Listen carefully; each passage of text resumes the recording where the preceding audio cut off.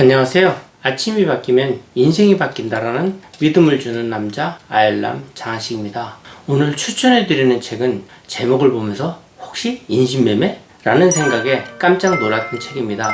그 책은 바로 남궁인숙 작가의 날마다 아이를 파는 여자라는 책으로 아침을 열겠습니다. 그날은 어린이집을 처음 개원하고서 학부모 입학 설명회를 하는 날이었다. 영유아 교육과 관련하여 조기교육이 얼마나 중요한지 열심히 설명을 하는데 갑자기 학부모 한 분이 팔짱을 낀 채 다리를 꼬고 앉아서 질문을 던진다. 그런데 원장 선생님은 아이를 낳아 키워보셨나요? 라고 하였다. 순간적으로 질문을 받고 나는 몹시 당황했다. 그러며 아들이 둘이나 있어요. 떨리는 음성으로 겨우 대답을 했던 기억이 있다. 지금 같았으면 이런 질문을 듣고 내가 젊어 보이는구나 하고 얼마나 속으로 기뻐했을까? 팔짱을 낀 채로 아이를 낳아 키워보았느냐고 물었던 이유는 원장 선생님이 너무 젊어 보여서 30대 후반의 결혼도 안 한 원장 선생님이라고 단정 지으면서 아이도 안 낳아본 여자가 유아교육을 잘한다고 떠드는 게 가소로웠을 것이다. 그때 이후로 입학 상담을 하면서 두 아들에게 아무런 개런티도 주지 않고 양육했던 경험담을 실어 열심히 두 아들을 팔기 시작했다.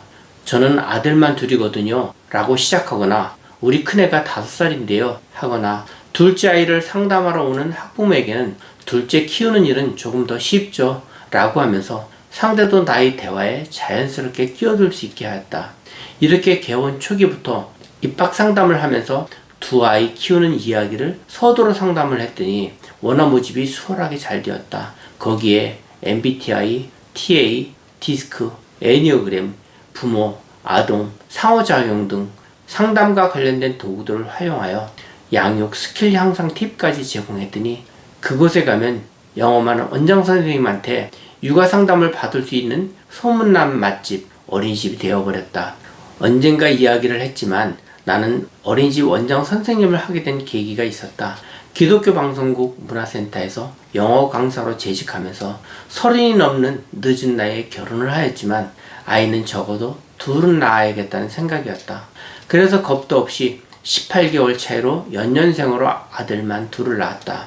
낳기는 하였지만 양가 부모님께서 아이들을 키워줄 형편이 되지 못했으며 지금처럼 아이를 낳기만 하면 어린이집을 통해서 나라에서 책임감을 갖고 키워주겠다고 발벗고 지원해주던 시절이 아니었다. 그래서 아이들을 맡게 되면 베이비시터를 채용하거나 파출부 손에 맡길 수밖에 없었다. 아들 둘을 그것도 연년생 남아를 키워줄 사람을 구하기가 하늘의 별따기였다. 어렵게 구했어도 이틀을 넘기지 못하고 저는 더 이상 못해요 라고 주랭랑을 치곤 했다. 결국 나는 아이들을 돌봐줄 사람이 없어서 직장생활을 제대로 할 수가 없었다. 그 무렵에 대교 방송국의 유아교육 프로그램의 음악 파트를 맡고 있던 유아교육계에서는 꽤 인지도가 있었던 선생님께서 아파트 단지 내에 관리동 어린이집을 개원하여 나를 초대했다. 그때 처음으로 매력적인 어린이집의 역할을 알게 되었다. 아, 이게 내가 할 일이구나 라는 생각이 들었고 어린이집 원장 선생님이라는 제2의 직업으로 터닝 포인트를 하는 계기가 되었다. 요즘은 어린이집에서 특별 활동의 규제가 많아서 영어학원처럼 관심을 받을 수밖에 없었다. 날마다 아이 둘을 팔면서 어린이집 원장 선생님은 두 아들을 쉴 새 없이 키워냈지만 일과 가정, 육아 사이에서 보이지 않는 백조의 쉼없는 발길질을 하는 일하는 엄마들이 행복하게 아이를 키울 수 있도록 도와주고 싶었다.